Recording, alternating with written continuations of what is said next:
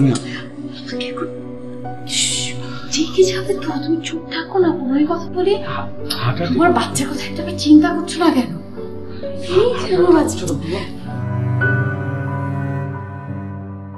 সবকিছু একদম ঠিক আছে, কোনো টেনশন করবেন না। কখন নিয়ে যেতে পারবো? এই একদিন পর। আর ভাই আর কিছু কি বলবেন? জি, ওই যে 30 নম্বর কেবিনের পেশেন্টের কি অবস্থা? কোন পেশেন্টের কথা বলছেন? নাম সামিয়া। ও, সে আপনার পরিচিত? জি, আমার পরিচিত। যদিও সে পেশেন্ট আমার না, তারপরে শুনেছি তার ইউটেরাস মারাত্মকভাবে ক্ষতিগ্রস্ত, তার বাচ্চাটাও বাঁচেনি, আর সে কখনো কনসিভও করতে পারবে না। পেশেন্ট খুবই ট্রমাটিক সিচুয়েশনে আছে। ওকে, ধন্যবাদ।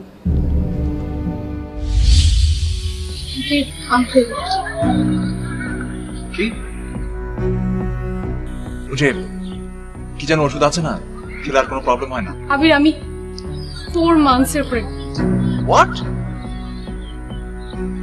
তুমি টের পাওনি? আবির, আমি না টের পাইনি, আমি না বুঝতে পারছি না আমি কি করবো। আমার মাথায় কিছু কাজ করছে না। আবির, আমরা বিয়ে করছি। আমি বিয়ে করার জন্য প্রস্তুত না মোটেও।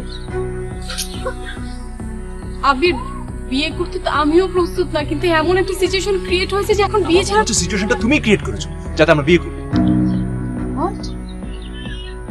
তুমি কি বলতে চাইছো যে আমি এই সিচুয়েশন ক্রিয়েট করেছি বিয়ের জন্য? তুই প্লিজ অ্যাবর্শনটা করে দে প্লিজ। আবির, আমি 4 months এর প্রেগন্যান্ট, আর এই টাইমে অ্যাবর্শন করা কতটা রিস্কি তুমি কি জানো? কিচ্ছু হবে না সামিয়া, বিলিভ মি প্লিজ। আমার কথাটা শোনো। তোমার আমার পুরো দাম, আমার দায়িত্ব আমি নিজেই।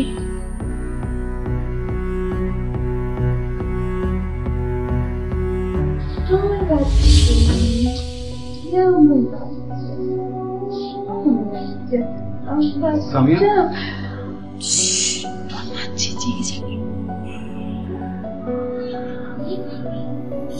সামিয়া ঠিকই যাবে তো, তুমি চুপ থাকো না, কোনো কথা বলি। তোমার বাচ্চার কথা একটা চিন্তা করছো না কেন? ঘুমাচ্ছে। হাঁটাহাঁটি করা যাবে না, যাবে না।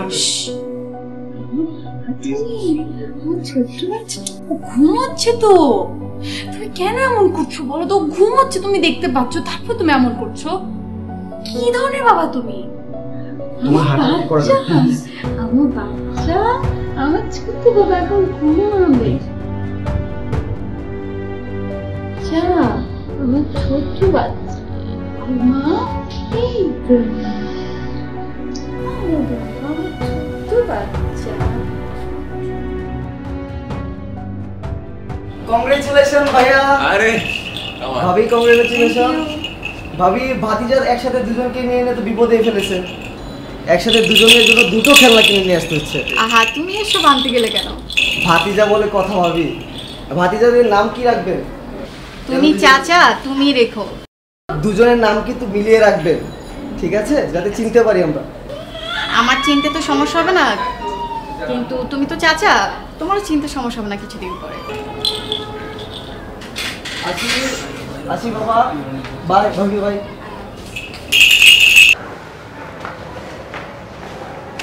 কি বলবেন? সামিয়া পড়তেন? হ্যাঁ, সামিয়া এখানে। নিজেকে যে কি পরিমাণ অপরাধী মনে হচ্ছে আমি বলে বোঝাতে পারবো না। সব দোষ নিজের কাছে নিচ্ছ কেন ভাইয়া? এটা তো একটা অ্যাক্সিডেন্ট। অ্যাক্সিডেন্ট না, সামিয়ার এই সিচুয়েশনে শুধু আমি দেই।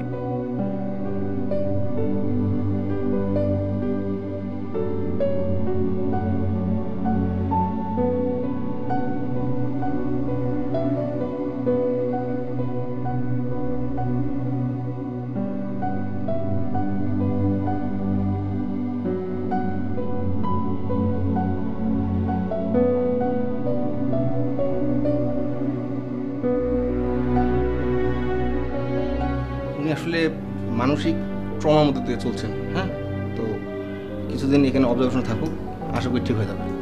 ঠিক আছে?